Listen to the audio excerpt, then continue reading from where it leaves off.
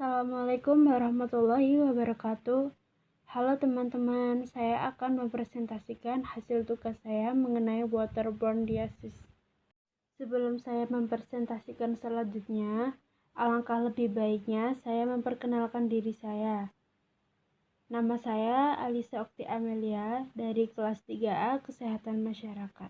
Salah satu penularan penyakit melalui media air adalah waterborne disease. Waterborne disease yaitu penyakit yang ditularkan langsung melalui air minum, di mana air minum mengandung kuman patogen sehingga menyebabkan terjadinya suatu penyakit. Contoh kasus penyakit waterborne disease antara lain 1. Disentri. Penyakit ini disebabkan oleh bakteri Dysentery bacillus. Waktu inkubasi 1-7 hari. Gejala penyakit ini yaitu bakteri yang masuk ke mulut akan membesar di dalam perut dan berubah secara lokal ke kondisi sakit. Misalnya timbul bisul pada selaput lendir. Infeksi penyakit ini dapat berjangkit sepanjang tahun. Media penularannya bisa melalui air minum, makanan, ataupun melalui kontak orang ke orang.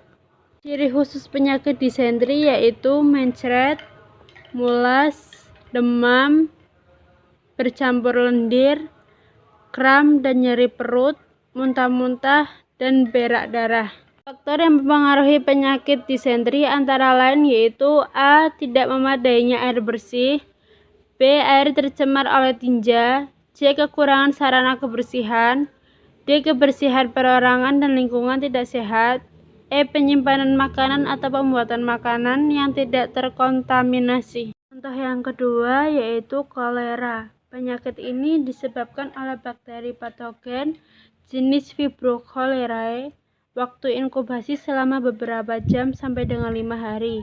Bakteri ini akan masuk ke dalam mulut dan akan berkembang di dalam usus halus dan menghasilkan eksotosin yang akan menyebabkan rasa mual.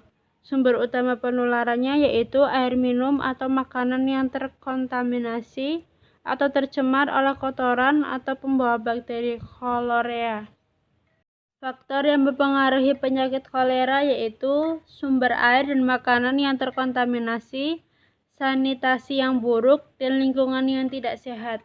Ciri khusus penyakit kolera yaitu mencret atau diare dengan warna putih keruh, muntah-muntah, dan dehidrasi. Distribusi kasus penyebaran pada penyakit waterborne disease yaitu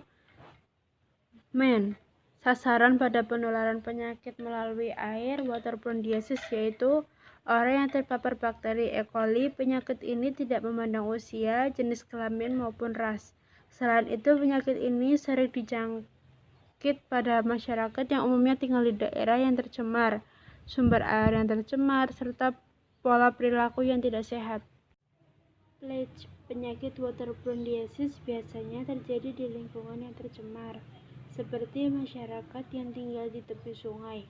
Sungai menjadi tempat sumber air bagi mereka, sehingga segala aktivitas sehari-hari seperti mencuci pakaian, mencuci piring, membuang limbah rumah tangga, serta membuang kotoran juga di sungai. Hal ini menyebabkan sungai menjadi tercemar. Time. Penyakit waterborne disease biasanya dijumpai pada musim penghujan dan musim kemarau, karena Indonesia hanya mempunyai 2 musim saja. Pada musim penghujan, ada beberapa daerah yang rawan banjir. Banjir tersebut biasanya menyebabkan suatu penyakit yaitu penyakit diare. Frekuensi secara langsung sangat tinggi daripada penularan secara tidak langsung, karena proses penularannya lebih cepat dibandingkan penularan secara tidak langsung. Misalnya mengonsumsi air putih yang dalamnya terdapat bakteri. Proses pembentukan penyakit di dalam tubuh berlangsung cepat, seperti sakit tenggorokan. Umumnya frekuensi pada penyakit waterborne disease sangat banyak, dikarenakan faktor lingkungan yang tercemar, perilaku yang tidak sehat, dan sumber air yang tercemar. Kebanyakan masyarakat yang terkena penyakit waterborne disease adalah masyarakat yang tinggal di lingkungan tepi sungai.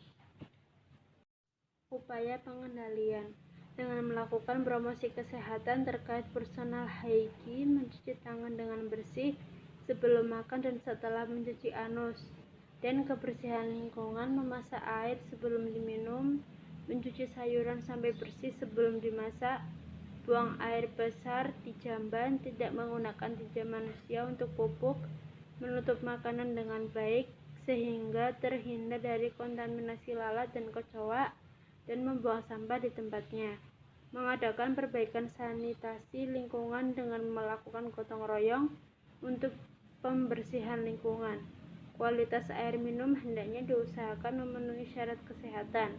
Diusahakan memenuhi syarat air bersih. Sumber air minum yang telah memenuhi syarat kualitas maupun kuantitasnya akan mengurangi tertelannya bakteri yang dapat menimbulkan penyakit pada waterborne disease. Masyarakat dikatakan memiliki akses terhadap air bersih, yaitu bila memenuhi syarat ketersediaan air dalam jumlah yang cukup untuk memenuhi kebutuhan sehari-hari. Kualitas air yang memenuhi baku mutu yang ditetapkan oleh Peraturan Menteri Kesehatan. Kontinuitas artinya air selalu tersedia ketika diperlukan. Sumber air yang digunakan untuk minum ataupun memasak sebaiknya melalui air mengalir seperti keran. Hal tersebut mencegah terjadinya penyakit waterborne disease. Sumber air yang tertampung di bak namun tidak terlindungi atau tertutupi akan mudah tercemari. Sebaiknya apabila air ditampung di bak, lebih baik diberi penutup agar air tersebut tidak kotor ataupun tercemar. Bagi pemerintah untuk lebih tegas terhadap pemilik perusahaan air minum maupun pemilik depot air minum isi. Para pemilik perusahaan air minum dan pemilik depot air minum isi ulang agar memperhatikan sanitasi alat maupun bahan agar tidak terkontaminasinya air minum oleh mikroba penyakit. Kebijakan nasional dan internasional. Menurut Peraturan Menteri Kesehatan Republik Indonesia mengenai baku mutu air minum, bahwa air sumur gali tidak memenuhi syarat kualitas air minum karena adanya keberadaan bakteri coliform dan E. coli dalam pemanfaatannya sebagai air minum yang berhubungan dengan kualitas air tidak memenuhi syarat sebagai air bersih. Air yang dikonsumsi perlu diolah terlebih dahulu dengan cara merebus air sampai mendidih dan biarkan selama 5-10 menit agar kuman-kuman yang terdapat di air tersebut mati.